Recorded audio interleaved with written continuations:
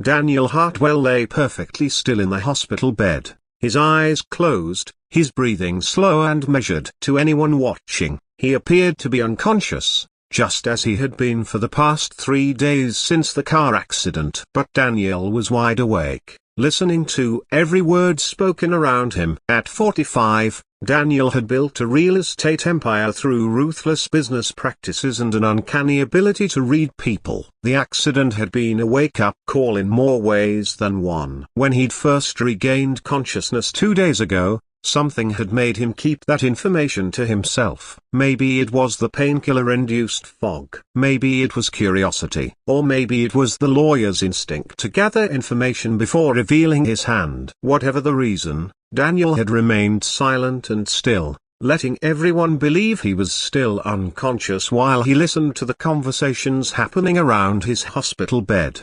His wife, Victoria, had been there that first day. Daniel had felt her presence beside the bed, heard the rustle of her designer clothes as she sat down. But instead of holding his hand or speaking words of comfort, she'd been on her phone. I know, Victoria had said in a hushed but irritated tone. But I can't leave yet. It would look suspicious. Give me a few more days, and then we can move forward with the plan. Yes, the lawyers are already drawing up the papers. No, he doesn't suspect anything. Even if he wakes up, he'll be too weak to fight it. I'll have control of everything by the end of the month. Daniel's heart had turned to ice as he listened to his wife of 15 years casually discuss what sounded like plans to divorce him and seize control of his assets while he was vulnerable. His business partner, Marcus, had visited next. Daniel had always considered Marcus a friend, someone he'd mentored and trusted with sensitive company information. But Marcus's phone conversation told a different story. The accident couldn't have come at a better time, Marcus had said, standing near the window. With Daniel out of commission, I can push through the merger without his interference. No, he was completely against it, but he won't be making decisions for months, if ever. By the time he's back on his feet, if he ever is, it'll be done.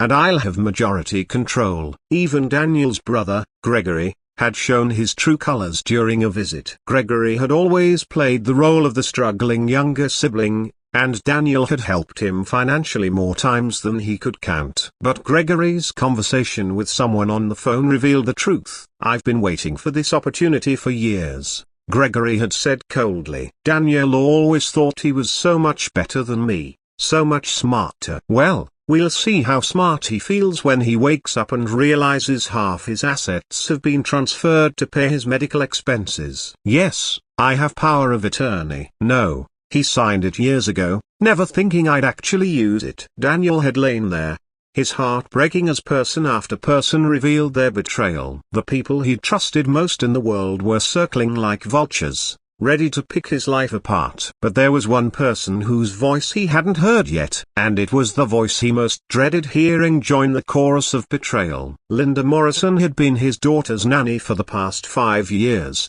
but over time, she'd become much more than that. She was 42, a widow who lost her husband to cancer 6 years earlier. She'd been caring for Daniel's 8-year-old daughter, Sophie, with a devotion that had touched something in Daniel's heart.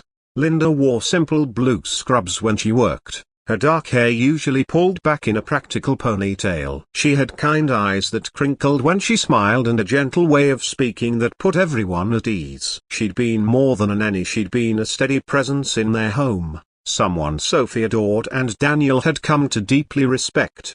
And if Daniel was honest with himself, someone he'd developed feelings for, though he'd never acted on them while he was married. He heard the hospital room door open and recognized Sophie's voice immediately. Is Daddy going to wake up, Miss Linda? His daughter's voice was small, frightened. I don't know, sweetheart, Linda said softly. But the doctors are doing everything they can. Daniel heard them move closer to the bed. He felt Sophie's small hand slip into his, and it took every ounce of control not to squeeze back. Daddy, Sophie whispered, please wake up. I need you. Daniel heard Linda's voice, thick with tears. He knows you're here, Sophie. I'm sure he can hear you. There was a pause, and then Sophie said, Miss Linda, Why hasn't Mummy been here today? Your mother is. She's very busy, honey. She's dealing with a lot right now. She doesn't love Daddy anymore, does she? Sophie said, and the matter-of-fact way she said it broke Daniel's heart. I heard her on the phone. She said mean things about him. Linda was quiet for a moment. Sometimes adults say things when they're upset that they don't mean, Sophie. But she did mean it, Sophie insisted. And Uncle Gregory said he was going to take Daddy's money. And Mr. Marcus said Daddy was an obstacle. What's an obstacle, Miss Linda? Daniel heard Linda take a shaky breath. Sometimes people show who they really are in difficult times. And what you heard, that wasn't okay, Sophie. None of it was okay. Are you going to leave too? Sophie asked, her voice breaking. Are you going to say mean things about Daddy and try to take our house? No, sweetheart, Linda said firmly. No, I would never do that. Promise? I promise. There was another pause, and then Linda continued, her voice barely above a whisper. Sophie, I need to tell you something, and I need you to understand it comes from my heart. Okay, Sophie said. Your father is one of the best men I've ever known, Linda began. I know he's very successful and very busy, but I've seen the way he looks at you, the way his whole face changes when you come into the room. I've seen him leave important meetings early to make it to your school play. I've seen him sit up late at night helping you with homework even when he's exhausted. Daniel felt his throat tighten. And I've seen how kind he is to people, Linda continued. Do you know he found out I was struggling to pay for my mother's nursing home, and he gave me a raise without me even asking? When my car broke down, he made sure it was fixed and never mentioned it again. He treats me with respect, like I matter, like my work matters. Daddy's the best, Sophie said softly. He is, Linda agreed. And I want you to know,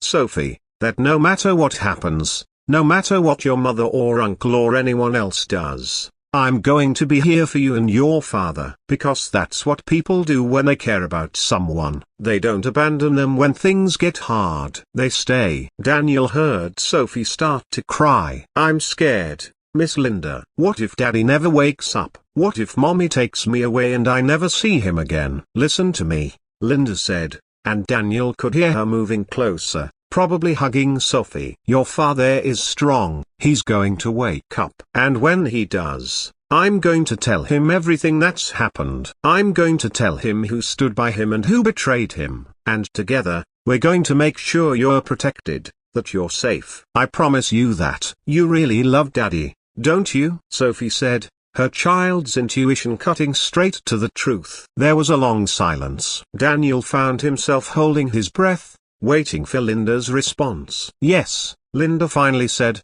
her voice breaking. Yes, I do. I never meant to. I knew it wasn't my place. But your father, he's a good man, Sophie. And good men are rare. I've loved him for a long time now, even though I knew nothing could ever come of it. Daniel felt tears slip from beneath his closed eyelids. Then you should tell him, Sophie said with the simple wisdom of children. When he wakes up, you should tell him. Maybe, Linda said softly. Maybe I will. They stayed for another hour. Linda read to Sophie, her gentle voice filling the room with a story about brave knights and true friends. Eventually, Sophie fell asleep in the chair, and Linda covered her with a blanket. Then Linda moved to stand beside Daniel's bed. He felt her hand gently take his, and when she spoke, her voice was meant only for him. Daniel, she said softly, I don't know if you can hear me, but if you can, I need you to know something. Your wife is planning to divorce you and take control of your assets. Your brother has power of attorney and is planning to steal from you. Your business partner is making moves to push you out of your own company. She paused, and Daniel felt her squeeze his hand. But you're not alone, Linda continued. I've been documenting everything. I've been recording conversations when I could do so legally. I've been taking notes, saving evidence, because I knew you'd need proof when you woke up, because I knew you'd need someone in your corner who wasn't trying to profit from your pain. Daniel felt her lean closer, felt her breath warm against his ear. I love you, Daniel Hartwell, she whispered. I've loved you for 3 years now, Since that day you found me crying in the kitchen because my car had been repossessed, and you handed me your keys and told me to take yours until mine was fixed. Since you sat with me when I got the call that my mother had passed away, and you didn't try to fix it or minimize it, you just sat with me while I cried.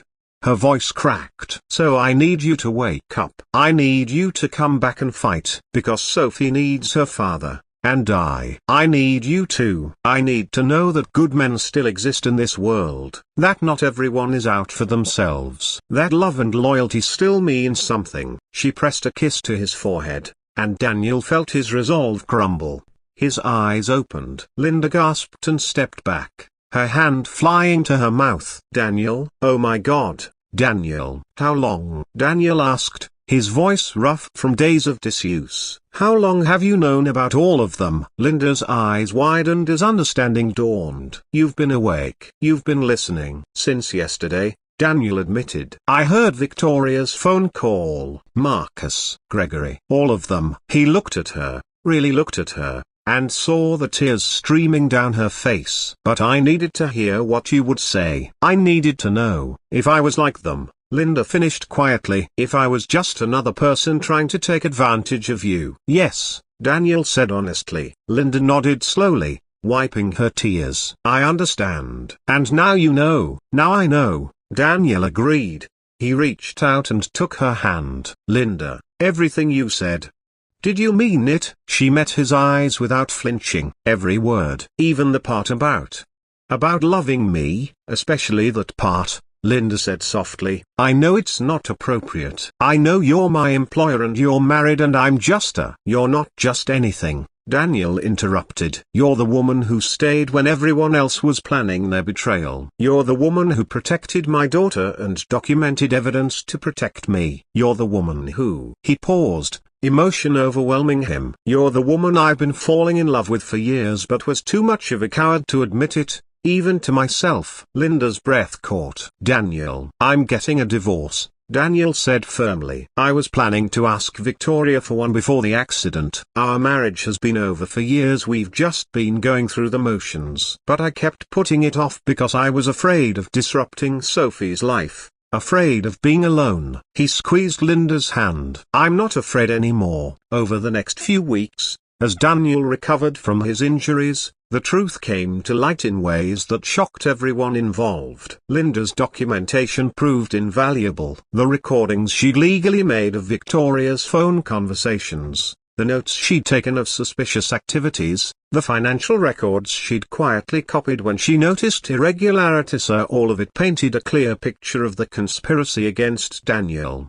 Victoria's plans for a quick divorce and asset seizure crumbled when Daniel's lawyers presented evidence of her affair and her schemes. She left with a modest settlement and no custody of Sophie, who she'd never truly wanted anyway. Gregory's power of attorney was immediately revoked, and an investigation into his financial dealings revealed he'd already stolen nearly $100,000. Daniel chose not to press charges, but he did cut his brother out of his life completely. Marcus's attempt to push through the merger collapsed when Daniel, now fully recovered, returned to work and blocked it. The board, seeing Marcus's duplicity, voted to remove him from the company entirely. Through it all, Linda was there. Not just as Sophie's nanny, but as Daniel's partner, his confidant, his support. When he was weak, she was strong. When he doubted himself, she reminded him of his worth. And when he finally came home from the hospital, she was waiting with Sophie,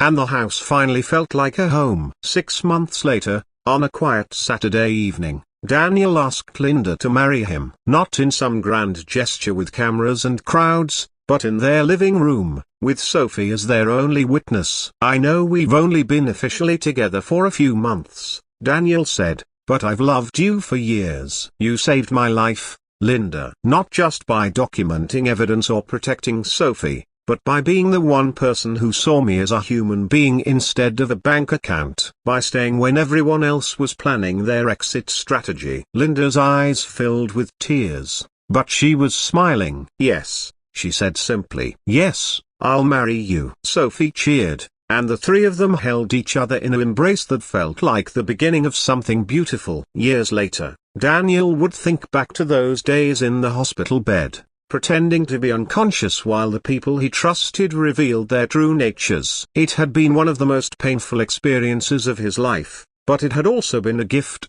because without that forced stillness, without that clarity that came from listening, without the ability to react, he might never have heard Linda's confession. He might never have known that genuine love and loyalty still existed. He'd learned that sometimes the people who matter most aren't the ones who share your last name or your business cards. Sometimes they're the ones who show up in simple blue scrubs, who read stories to your daughter, who document evidence of betrayal because they care more about your well-being than their own advancement. And sometimes, if you're very lucky, those people whisper their love in hospital rooms when they think you can't hear them, and change your entire life in the process. Daniel had pretended to be unconscious to protect himself, to gather information, to prepare for the battles ahead. But in doing so, he discovered the greatest truth of all, that real love reveals itself not in grand declarations or perfect moments, but in quiet loyalty, in steady presence, in the courage to stand beside someone when everyone else has walked away. And that truth was worth more than all the money in the world.